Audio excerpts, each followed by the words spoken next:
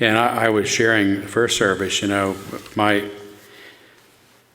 my sermon today perhaps could be titled Somewhere Under the Rainbow, because it's not really dreaming about a better world, but ultimately I'm giving it because that's what I want. I want a better world, and there's no reason there can't be a better world. We have everything we need as human beings today to make life heaven on earth for everybody. And we don't, because we're stuck in some crazy behaviors and ideas and habits that don't serve us anymore. So we're not going to get there until we realize the folly of our ways, and that's ultimately what the insane society is about. But I want to begin with giving you a clue, and I want you to guess what I'm talking about. I give you a series of clues, but I'm going to give you the first one and ask you if you know what it is.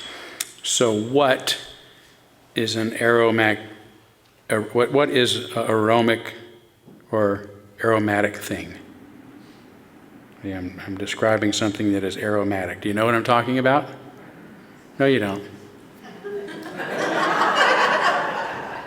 No, you do know what aromatic means, but you don't know what specific thing is aromatic that I'm talking. Do you? Does anybody guess? If you know the answer from the earlier service, don't tell it. But okay, all right. So that's not a big enough clue, right? Okay. All right. So I'm going to give you 4 other clues, but don't answer until you put them all together and I ask for it. Okay. So what is an aromatic thing?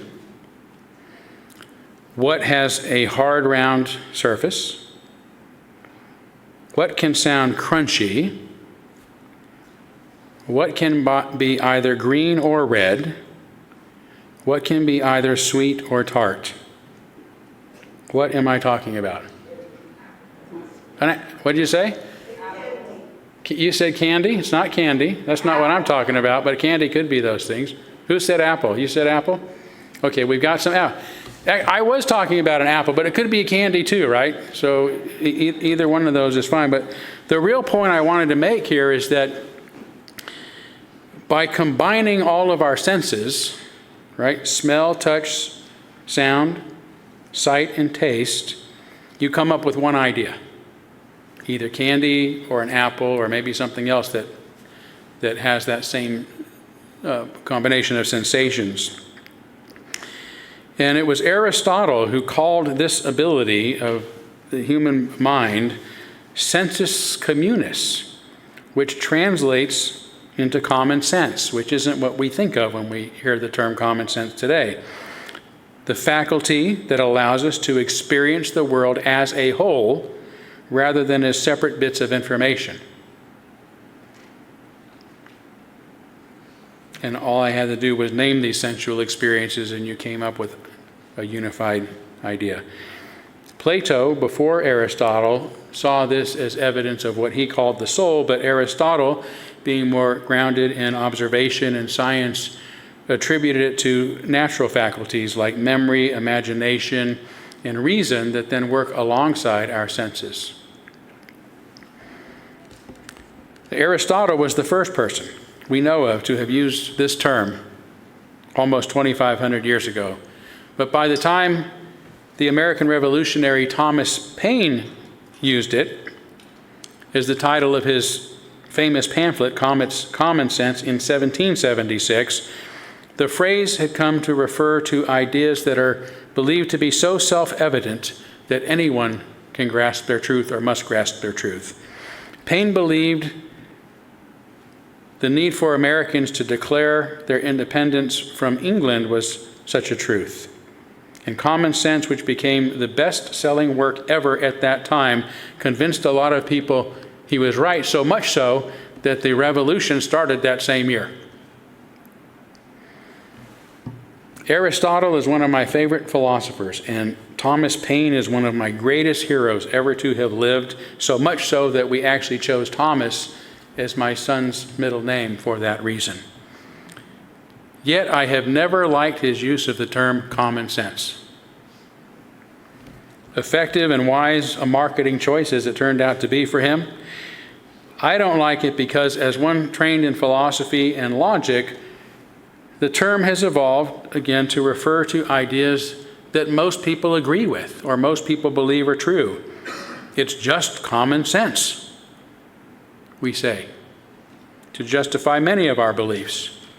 In logic, this is the fallacy of argumentum ad populum, appeal to popular belief. Just ask anyone, we say, or X number of people can't be wrong. How do you know it's true? Well, any fool knows it. It's just common sense.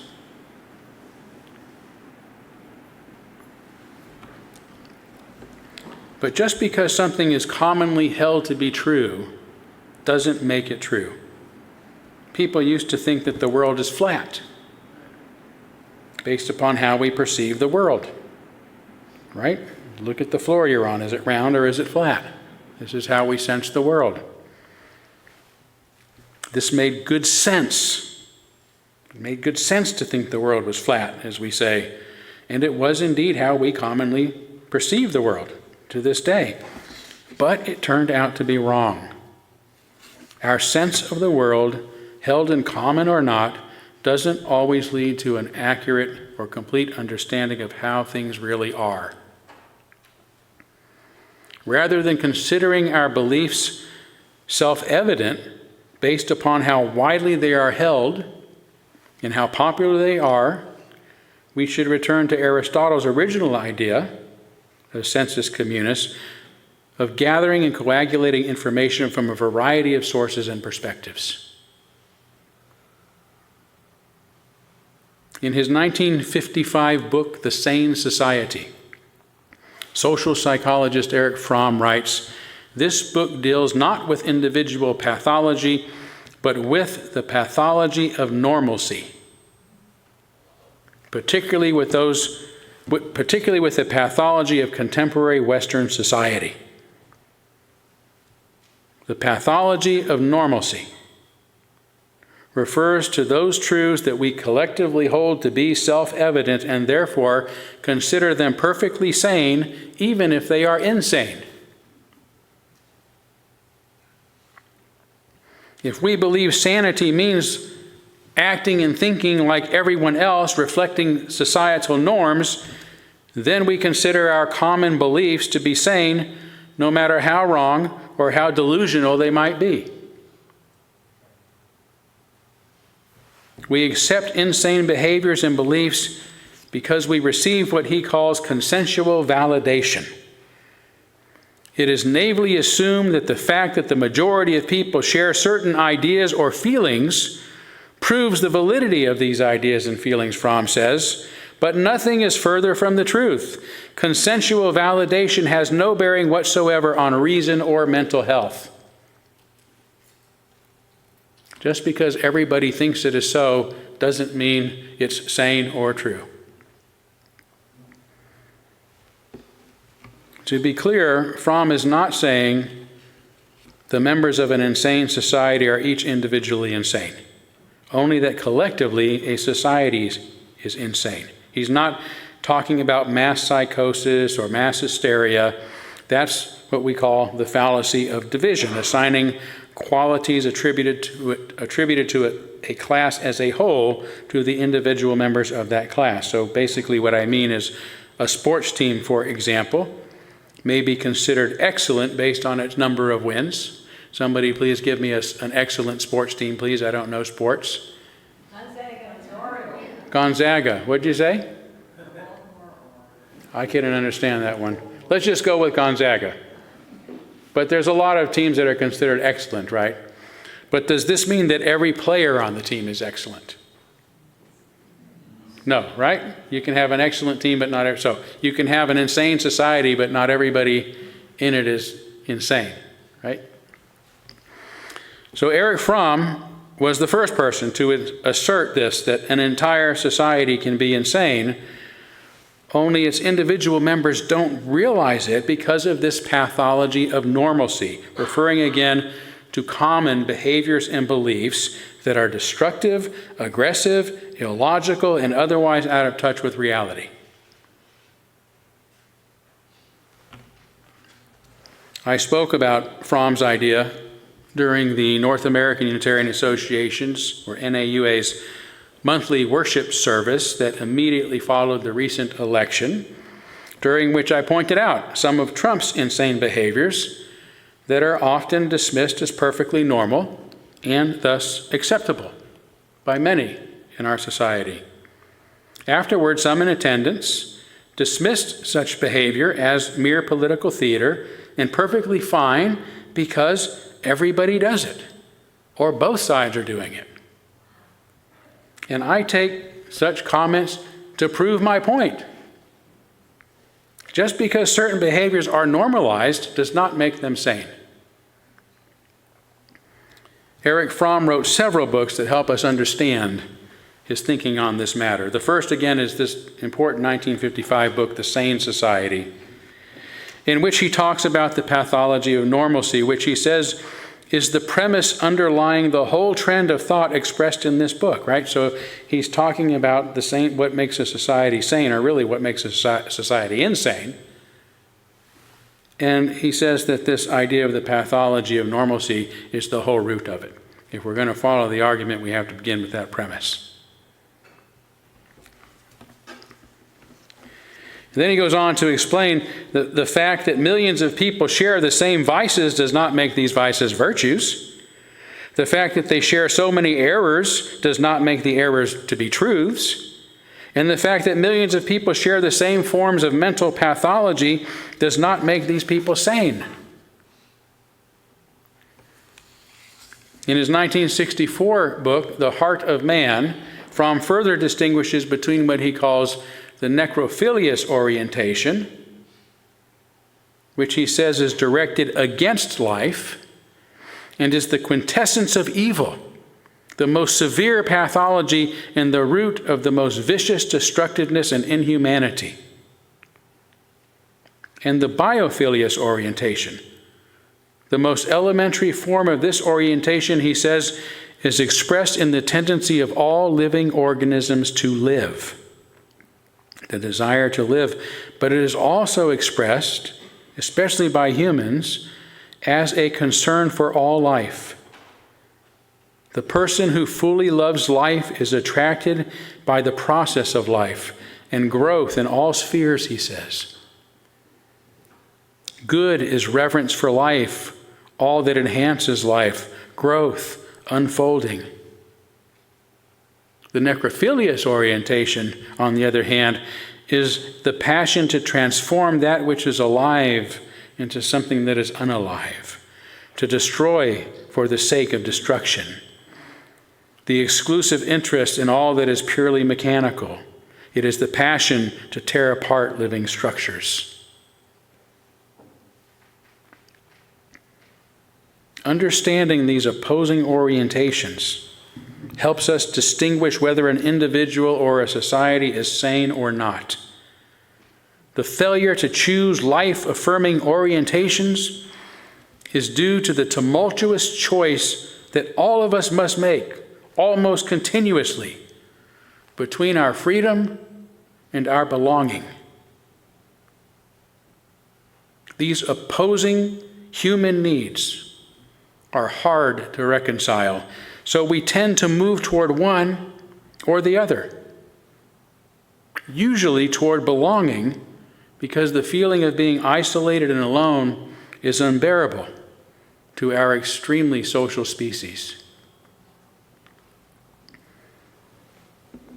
To belong, we will need to give up our individual freedoms to think and speak and act and choose for ourselves, and in so doing, assure our failure to fully unfold and become who we are meant to be as individuals.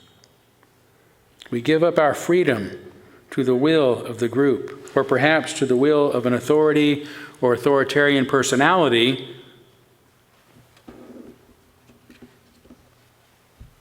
so that belonging requires us to become an extension of others or an extension of another's will. Today, for example, I often hear it repeated in the news that most Americans voted the way they did in the recent presidential election because they are most concerned about border security and inflation. This is taken to be true because it's what the polls indicate. I disagree. These two issues are obviously far from the most important matters that we should be concerned about. Just ask the people in California who have and are currently losing their homes and communities and some even their lives, or those communities along Florida's Gulf Coast who recently lost their homes and some of their lives at the expense of over $4 billion in damages, both due to cataclysmic consequences of climate change. And what about the thousands of Americans killed every year by the unremitted gun violence and mass homicide? Or the millions of Americans who can't afford shelter or adequate health insurance? What's happening on the southern border may be a legitimate concern, as is the rising cost of living, but these pale in comparison to many more obvious and immediate concerns that continue to go unaddressed. Yet when we give our freedom to think for ourselves away to others in order to feel like we belong, their concerns become our concerns, even if there are more serious and pressing matters that we really should be attending to, that are really impacting us. Fromm wrote another book about this, Escape from Freedom. How's that for a title? Escape from Freedom, about our tendency to abandon freedom for belonging and to succumb to authoritarianism and groupthink as a result. In it, he says, ask an average newspaper reader what he thinks about a certain political question. He will give you as his opinion a more or less exact account of what he has just read, and yet, and this is the essential point, he believes that what he is saying is the result of his own thinking. Today we get our information from many more sources than newspapers, but the principle remains the same. We tend to parrot what we are told, and this for me explains why so many people repeat the two GOP talking points that are currently the basis of their entire platform. What are your most important issues? Border and inflation. I remember hearing so many GOP representatives when they're talking about the important things they need to do, why they need to win the election. Well, we've got really important things to focus on, like the border and that's an exact quote from Mitt Romney, right there. Oh my gosh. The other option to resolve the chronic tension between freedom and belonging is to gravitate mostly towards one's own freedom at the exclusion of others. And when we do this without concern over how asserting our rights and pursuing our interests impacts others, we also move along toward an authoritarian mindset. Only we become the authoritarians, either by gaining or seizing power as individuals or as members of a powerful group that forces its way on everyone else. Remember, those eager to be controlled by authoritarians are themselves authoritarians. It doesn't matter who the authoritarian in charge is, so long as the society they are part of is an authoritarian and can control and punish those who oppose the general will. These two methods of resolving the conflict between freedom and belonging, Fromm says, are part of a sadomasochistic dynamic. Either we give away our freedom and take on the will of others, in order to both belong to them while falsely believing we are independent because we have taken their ideas and their ways as our own, or we maintain our individual freedom by becoming the authoritarian who swallows and controls the will of others, making us feel close to them while remaining completely free to do whatever we please. To stand in the middle of Fifth Avenue and shoot somebody, as Donald Trump once boasted, and not lose any voters. And once this happens to a society, or really to any group, since nowadays people find their sense of belonging in various identity groups and ideological tribes, its members operate under the pathology of normalcy, based upon consensual validation, what today we might call echo chambers, giving up their freedom for belonging as they collectively begin down a path of destructive behaviors culminating in an insane society, identity group, or ideological tribe. Fromm continues this line of thinking in his 1973 book, The Anatomy of Human Destructiveness, in which he distinguishes between benign aggression and malignant aggression. Benign aggression, also called biologically adaptive aggression, is something we share with all animals, manifesting when it becomes necessary to defend ourselves or maybe even to eat. Fromm says this defensiveness, or defensive benign aggression, is in the service of the survival of the individual and the species, is biologically adaptive, and ceases when the threat ceases to exist. He goes on to say, if mankind were endowed only with the biologically adaptive aggression that he shares with his animal ancestors, he would be a relatively peaceful being. However, mankind differs from the animal in the fact that he is a killer. He is the only primate that kills and tortures members of his own species without any reason, either biological or economic, and who feels satisfaction in doing so. The joy of control, the joy of cruelty, the joy of being in charge, that's malignant aggression. Swallowing the wills of others.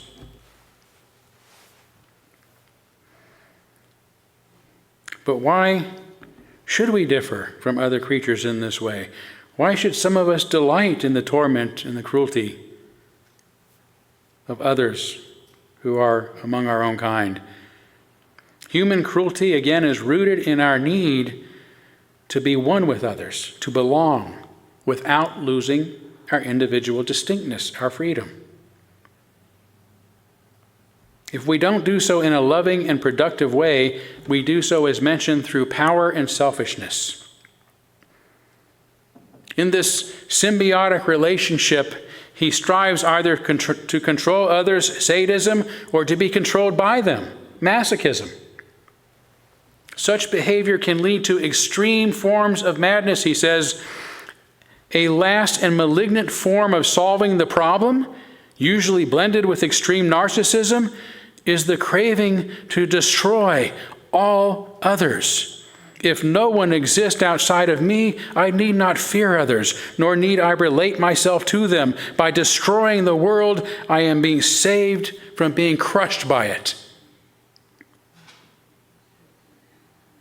That's the necrophilous orientation, the love of death, the desire to save ourselves from the world by burning it all to the ground.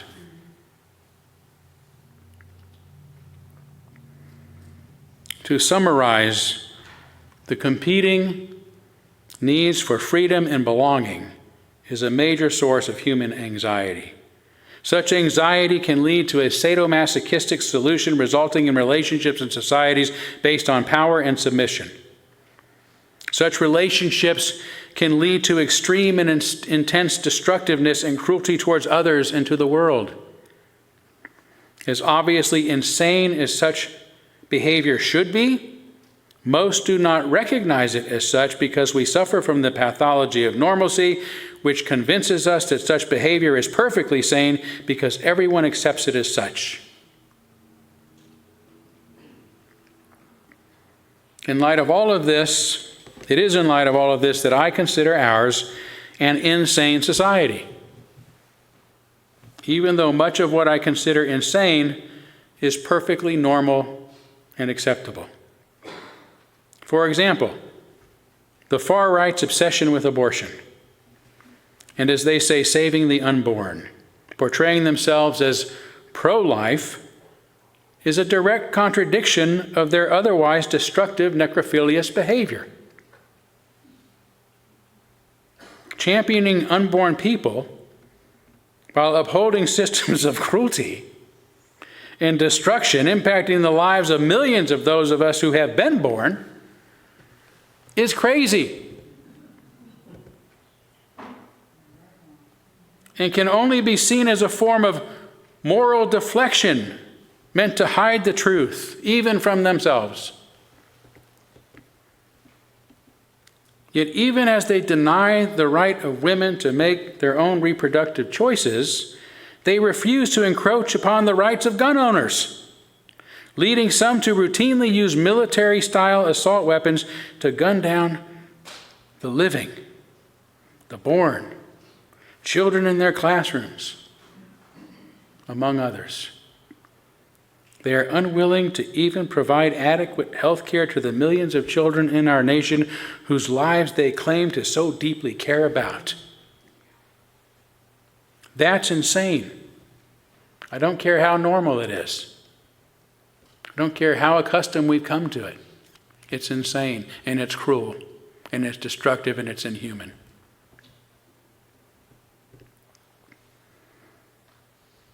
The psychologist William James once wrote, "We divert our attention from disease and death as much as we can, and the slaughterhouses and indecencies without end in which our life is founded are huddled out of sight and never mentioned, so that the world we recognize officially in literature and in society is a poetic fiction, far handsomer and cleaner and better than the world really is. In short, we'd rather consider ourselves the world's savior than its destroyer, and as those on the side of life and all that is good, than as the bringers of cruelty and death and destruction." So that's what we tell ourselves. And there could be no greater example of this than the millions of people around the world, especially here in the U.S., who still refuse to do anything about the existential threat of climate change, many of whom still deny that it's even happening. That's a dissociative disorder. Despite proof of this destructive reality everywhere, and who work to thwart every effort of others to meaningfully address this unnecessary disaster. They won't even let us do anything about it. They attempt to distract us from its importance by drawing our attention to a made-up invasion of millions and millions of criminals and rapists and murderers constantly crossing our borders to take black jobs and eat our pets. It's crazy. Yet they ignore the increasing number of Category 4 and 5, catastrophic Category 4 and 5 hurricanes that really are crossing our borders and destroying our homes and our communities and our lives and our livelihoods. They ignore the smoke crossing the national and state borders that make it hazardous for us to simply go outside and try to breathe. Enjoy the summer. They ignore the atmospheric rivers drowning our communities and washing away piers and miles of shoreline along our coast. And F4 and F5 tornadoes wiping us out from within our borders. They ignore the now year-long fire season that stretches from coast to coast, burning homes and now entire cities to the ground. Fires that are truly killing our pets and sometimes our pet owners.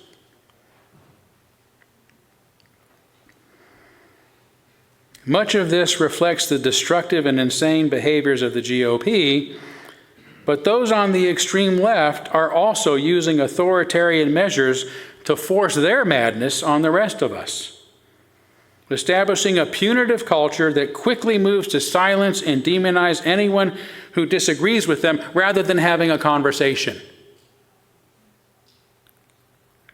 Call it woke, cancel culture, political correctness, neo-racism, identitarianism, or something else.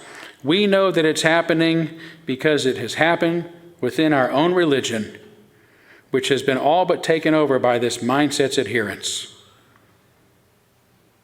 Perhaps the left-wing version of the necrophilous orientation hasn't become so obviously destructive yet as the right-wing version is, but we know that it is against life. We know that it is against life because of its desire to control others. That's the symptom. For the biophilious, the life-loving orientation, Fromm says, is capable of wondering. It's capable of wondering and wants to mold and to influence by love, by reason, by example, not by force, by cutting things apart, by the bureaucratic manner of administering people as if they were things.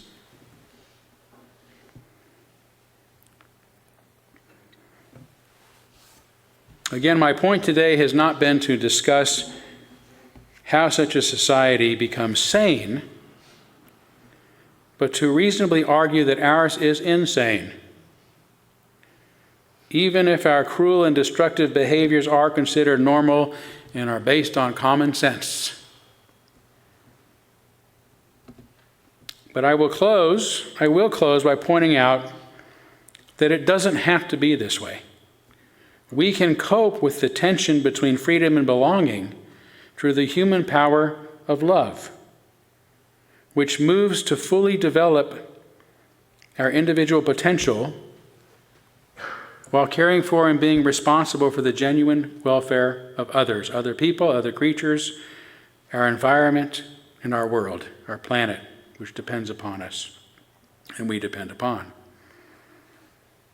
When Erich Fromm wrote that the unfolding and growth of every person should be the aim of all social and political activities, he echoed Enlightenment philosopher Immanuel Kant's categorical imperative that nobody should ever be used as a means to somebody else's ends, which was then reworded during the French Revolution as our first principle, the inherent worth and dignity of every person.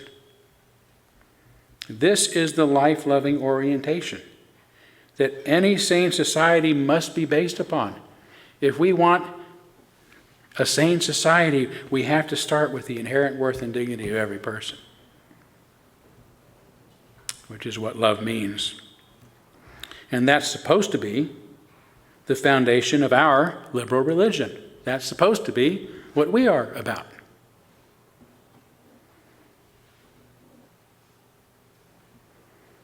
To me, this seems so basic, so simple, so sane. Yet given the state of the world, it does not seem to be normal and must be easier said than done. So it must begin with us. Those of us who claim dignity and freedom are our core values. It may not be common sense, but it makes sense to me. Thank you.